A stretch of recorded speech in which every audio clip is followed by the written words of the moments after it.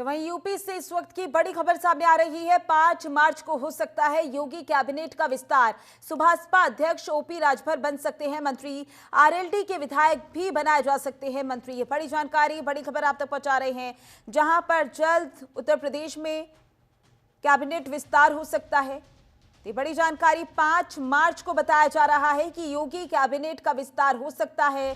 सुभाषपा अध्यक्ष ओपी राजभर बन सकते हैं मंत्री।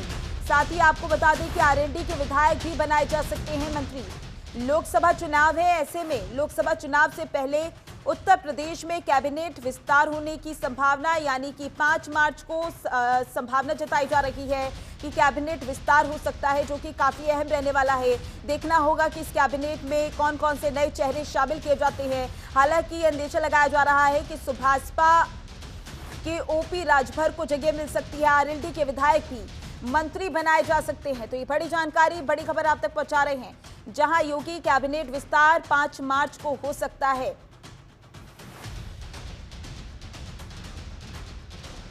तो सुभाषपा अध्यक्ष ओपी राजभर मंत्री बन सकते हैं, साथ ही आरएलडी के विधायक भी मंत्री बनाए जा सकते हैं। बड़ी जानकारी, बड़ी खबर। लोकसभा चुनाव है, ऐसे में बीजेपी रणनीतियां बनाती हुई नजर आ रही है और हम हमेशा देखते हैं कि चाहे छोटा चुनाव हो चाहे बड़ा चुनाव हो, बीजेपी की रणनीतियों में हमेशा बदलाव नजर आते हैं। ऐसे में लोकसभा चुनाव से पहले उत्तर प्रदेश में कैबिनेट विस्तार लोकसभा चुनाव की रणनीति का बड़ा हिस्सा हो सकता है।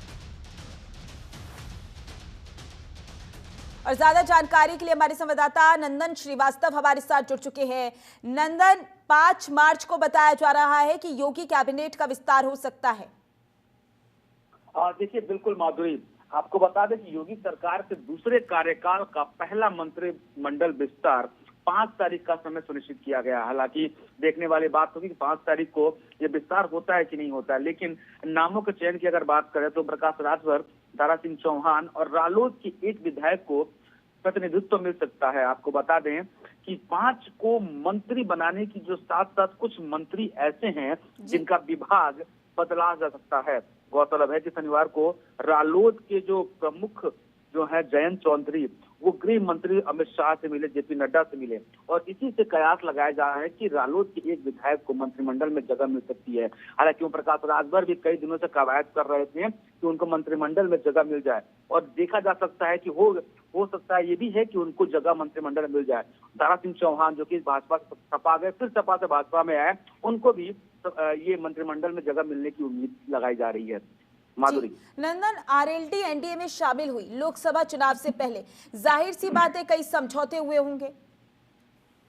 बिल्कुल, निश्चित तौर पे क्योंकि आरएलडी हमेशा से ही समाजवादी पार्टी के साथ रही और पश्चिम में उसकी एक मजबूत पैठ है और कहीं ना कहीं किसानों के साथ साथ जो उनकी पश्चिम के लोकल जो क्राइटेरिया हैं, जो वोटर्स हैं, वो रालोद के पास ठीक ठाक अच्छा खासा वोट बैंक है। उसी को साधने के लिए दोनों यानी भारतीय जनता पार्टी और आरएलडी में जरूर ही बातचीत हुई है, कुछ चीजों पर समझौता भी हुई होंगी और समझौता के प्रत्यक्ष रूप से देखा जा सकता है कि मंत्रिमंडल में एक विधायक को जगह मिलना। हालांकि सीटों के चयन के लिए भी देखा जा सकता है कि लोकसभा चुनाव में रालोद को कितनी सीटें भारतीय जनता पार्टी देकर चुनाव लड़ने के लिए, इससे भी बात जरूर हुई है। और कहना गलत नहीं होगा कि रालोद के आने से भारतीय जनता पार्टी पश्चिमांचल में जरूर ही मजबूत हो जाएगी। एनडीए अब इस मजबूती चुनाव लड़ेगी कि उत्तर प्रदेश में जो लोकसभा चुनाव है वो भारतीय जनता पार्टी के पाले में नजर आ रहा है। जी माधुरी, नंदन, अगर सुभाषपा अध्यक्ष ओपी राजभर को मंत्री बनाया जाता है या फिर यूं कहे कि आरएलडी के विधायक को मंत्री बनाया जाता है,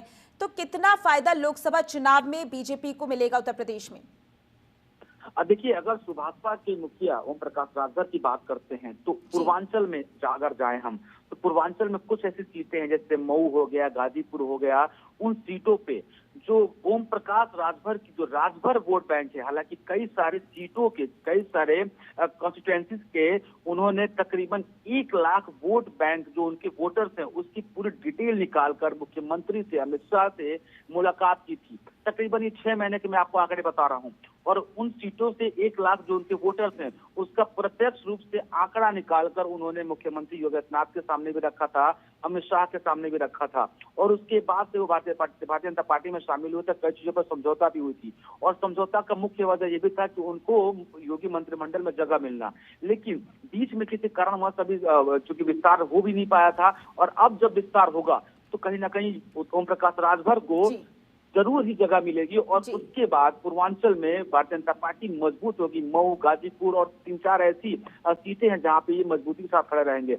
वहीं जयंत चौधरी की बात करें तो पश्चिमांचल में जयंत चौधरी की अच्छी खासी पैठ है और कहीं ना कहीं इस पैठ के बावजूद वो किसान वोट बैंक हो गया या फिर पश्चिमांचल में कुछ ऐसी मजबूत सीटें हैं जहां से जयंत चौधरी का हमेशा से पल्ला भारी रहा है। तो पूर्वांचल और पश्चिमांचल को मजबूत करके भारतीय जनता पार्टी एक अलग ही दृष्टि से इस चुनाव को लड़ना चाहती है। जी ठीक है नंदन, ज्यादा जानकारी के लिए बहुत बहुत शुक्रिया आपका।